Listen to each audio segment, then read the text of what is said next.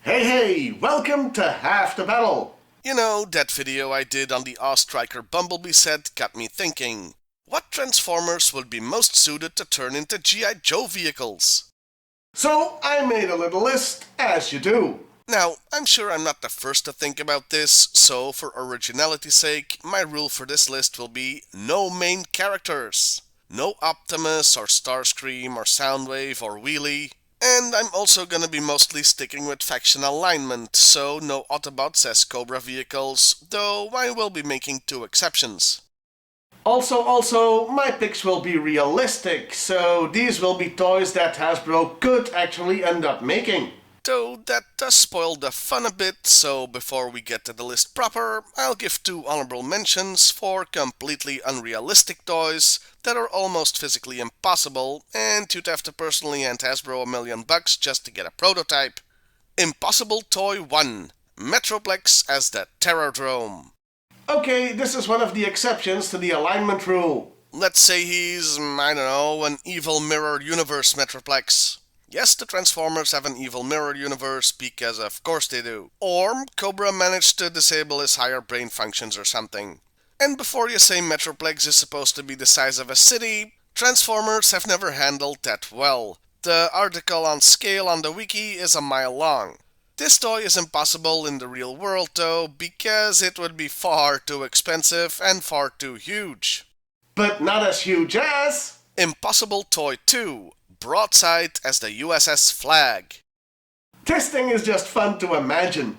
The robot mode would be the size of a person. At that point, you'd be better off making an actual functioning robot. Might even be cheaper too. I just put it here so you can all imagine what such a thing would actually look like. But enough of that, let's get more realistic and talk about toys that could actually be made.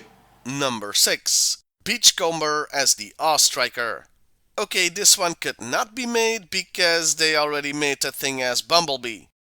Yeah, I still would have preferred Beachcomber. The only problem is what color scheme to use. Make it blue like the bot or green like the Striker.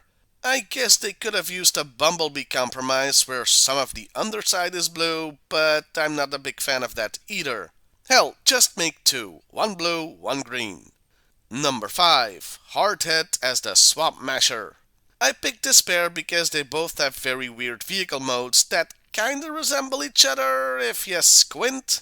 The G.I.Joe vehicle is a rough terrain thing, and Hardhead is, according to the Transformers wiki, a Cybertronian self-propelled artillery. If they say so. Anyway, I just thought it would be fun to mash, not smash, these weird toys together. Number 4. Trailbreaker as Venom's jackhammer from Mask. A new challenger appears. Yeah, why not throw a little Mask into the mix? This is also the second and last exception to the alignment rule, as Trailbreaker already looks pretty much identical to the jackhammer. Sort of. And hey, Mask vehicles already transform, just not into robots, so it's a perfect fit.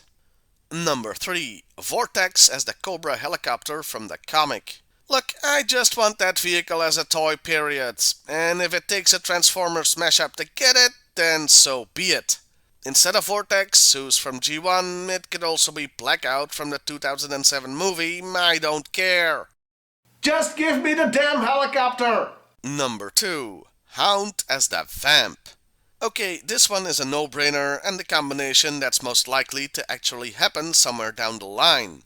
It's a perfect fit, and I'm still sorry they didn't go with this first instead of Bumblebee and the Striker. So get on that, Hasbro! And finally, number 1, Jetfire as the Sky Striker. This combo is the most logical, but also the least likely to actually happen out of these 6 for a couple of reasons. For one thing, the toy would be huge and thus very expensive to make, especially if it could actually transform. Just look at the regular HasLab Sky Striker and its price point. We're talking classified his money here, if not more. For another thing, Jetfire is a cursed toy. It has given Hasbro no end of headaches ever since they bought the rights to produce it from Japan.